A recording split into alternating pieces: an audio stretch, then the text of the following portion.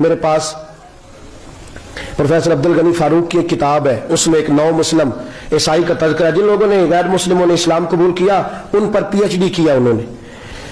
ایک عیسائی آدمی نے اسلام قبول کیا تو اس سے لوگوں نے پوچھا کہ تو نے اسلام کیسے قبول کیا؟ کہنے لگا ہوا یہ کہ ایک عیسائی نوجوان تھا، وہ ایک مسلمان نوجوان تھا، تو وہ یہاں آیا ہمارے ملک میں، شکار کرنے کے لیے نکلا، جانور کو گولی لگائی تو ایک نوجوان کو لگ گئی۔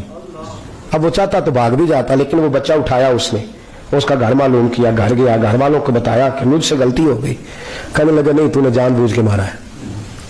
کہنے لگا وہ تمہاری مرضی ہے۔ کیس لگا، اس کو انہوں نے پھانسی کا حکم دے دیا۔ ایک دن وہ جو اسلام قبول کرنے والا ہے وہ ایس ایچ او صاحب ہے، انسپیکٹر صاحب ہے اس علاقے کے، انہوں نے اسلام کو ان سے پوچھا گیا تو وہ کہنے لگے نوجوان آیا تو میری کسٹڈی میں میرے پاس اس کا کیس لگا، میں جتنے دن وہ اس کی تفتیش کرتا رہا میں دیکھتا کہ وہ بڑا دھیما ہے، نماز سے بڑی دلچسپی ہے، درود شریف سے بڑی دلچسپی ہے، قرآن پاک سے بڑا پیار ہے اور باتوں میں بڑی مٹھاس ہے۔ اور کہتے ہیں جب میں نے اس کو کہا ایک دن کہ یار تو بھاگ جاتا، تجھے کیا ضرورت پڑی تھی مصیبت کو گلے ڈالنے کی، مجھے پتا ہے تجھے غلطی سے ہوا، تو پہلے جانتا نہیں تیرے دشمنی کیا ہوگی۔ تو کہنے لگا میں کیسے بھاگ سکتا تھا، میرے نبی نے جو دین دیا ہے وہ دوسروں کی خیر خواہی کا مذہب ہے صلی اللہ علیہ، کیسے بھاگ سکتا تھا۔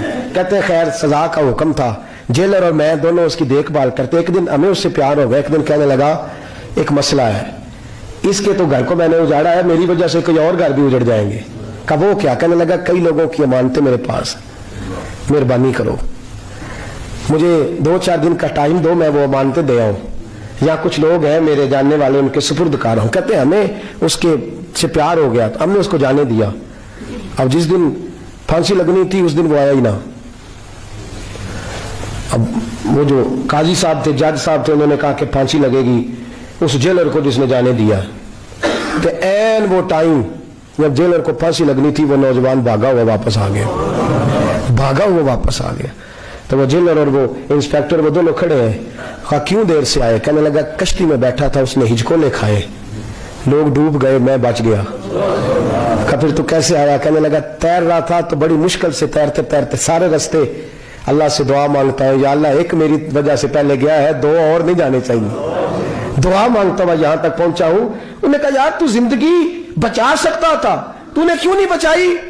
کہنے لگا میں پہلے ایک کی لے چکا، تم دونوں کی بھی لے لیتا۔ اس نے کہا ہم تو عیسائی ہیں، تو مسلمان ہیں، مر بھی جاتے تو کیا حرج تھا؟ کہنے لگا کیسے مر جاتے؟ میرے نبی نے کہا ہے دین النصیحہ، دین دوسروں کا بھلا کرنے کا نام ہے، دوسروں کا بھلا کرنے کا نام۔ وہ اب گیا قریب، اس نے بات سنائی، اس کو لٹکانے لگے تو وہ جو جلاد تھا وہ لٹکانے لگا تو انسپیکٹر کہنے لگا اس کو رہنے دو، مجھے پھانسی دے دو۔ وہ کہنے لگا نہیں تم ان دونوں کو رہنے دو۔ جیلر کہنے لگا مجھے پھانسی دے دو۔ اب جب وہ سب لوگ کھڑے ہیں، پھانسی ہو رہی ہے، لوگوں کی آنکھوں میں آنسو ہیں، جج صاحب بھی کھڑے تھے۔ جج کہنے لگا تم تینوں چاروں کو رہنے دو، مجھے لٹکا دو اس کی جگہ پہ۔ لوگ رو رہے، تڑپ رہے، وہ بچے کے والدین بھی کھڑے تھے، وہ سارے کھڑے تھے۔ وہ جلاد جو پھانسی دیا کرتا ہے جسے کبھی رحم نہیں آتا، وہ رسی چھوڑ کے پیچھے ہو گیا۔ لوگوں نے کہا تو کو پیچھے ہو گیا؟ کہنے لگا اگر یہ مرے گا تو میں بھی مروں گا، مجھے پھانسی ملے گی۔